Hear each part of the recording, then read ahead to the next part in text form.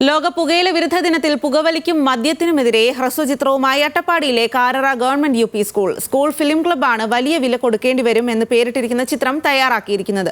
ലോക പുകയില വിരുദ്ധ ദിനത്തിൽ എക്സൈസ് മന്ത്രി എം പി രാജേഷ് തന്റെ ഫേസ്ബുക്ക് പേജിലൂടെ റിലീസ് ചെയ്ത ചിത്രം ഇതിനോടകം തന്നെ ശ്രദ്ധ നേടിക്കഴിഞ്ഞു.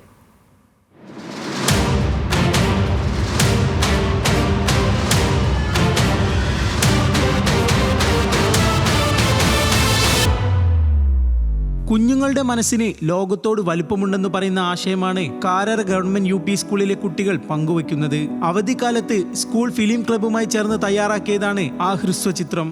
ഒരു സിഗരറ്റ് പാക്കറ്റിന്റെ വില 80 രൂപ. ഒരാൾ ഒരു ദിവസം ഒരു പാക്കറ്റ് സിഗരറ്റ് വലിക്കുകയാണെങ്കിൽ ഒരാഴ്ച കൊണ്ട് അയാൾ ചെലവാക്കുന്ന തുക എത്ര? 3ാം ക്ലാസ്സുകാരി ശ്രീവിദ്യയാണ് കേന്ദ്ര കഥാപാത്രമായി അഭിനയിക്കുന്നത്. ഞങ്ങൾ ഷോർട്ട് ഫിലിം ചെയ്തിരുന്നു. ഷോർട്ട് ഫിലിമിന്റെ പേരാണ് വലിയ വില കൊടുക്കേണ്ടി വരും. ലഹരിക്കെതിരെയാണ് ഞങ്ങൾ ചെയ്തത്. പിന്നെ ഞാൻ ഫസ്റ്റ് ചെയ്യുമ്പോൾ എനിക്ക് ചെറിയ ഭയം ഉണ്ടായിരുന്നു. പിന്നെ ഞാൻ ചെയ്തു കഴിഞ്ഞപ്പോൾ എല്ലാവരും പറഞ്ഞു നല്ല ഭംഗിയുണ്ട്, സൂപ്പറാണെന്ന്. അപ്പം ഞാൻ പറഞ്ഞു എന്നൊക്കെ പറഞ്ഞിട്ട് ഞാൻ അത് നല്ല ഭംഗിയോടെ ചെയ്തു. ഈ വാക്കുകളിലെ നിഷ്കളങ്കത്വം തന്നെയാണ് ഷോർട്ട് ഫിലിമിലും കാണാൻ കഴിയുക. 70 വയസ്സ് വരെ ജീവിക്കും.